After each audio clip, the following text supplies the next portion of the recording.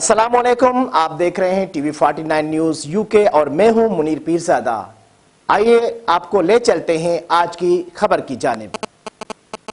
मांगा मंडी union council road पर बिजली की तारें टूट गई हैं। हेस्को सब डिवीजन मांगा मंडी की इंतजामिया खरगोश की नींद सो रही है। मजीद जानते हैं अपने नुमाइंदे वकास चौहान से। जी वकास, बताइएगा। जी बिल्कुल, मांगा मंडी यूनियन कौंसिल रोड और करम सिटी के सामने बिजली की तारें टूट गई हैं। ज़राए के मुताबिक सुबह से बिजली की तारें टूटी हुई हैं, जबकि बिजली की तारें लटकती मौत बांट रही हैं।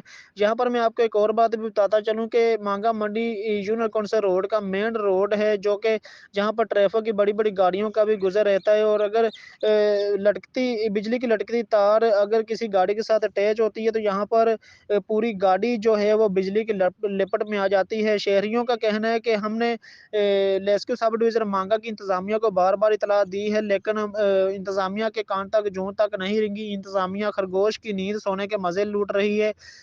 शहरियों ने आला हुकाम से अपील की है कि लेस्क्यू सब डिवीज़न मांगा के खिलाफ सख्त एक्शन लिया जाए ताकि इलाकाई अवाम महफूज रह सके। जी।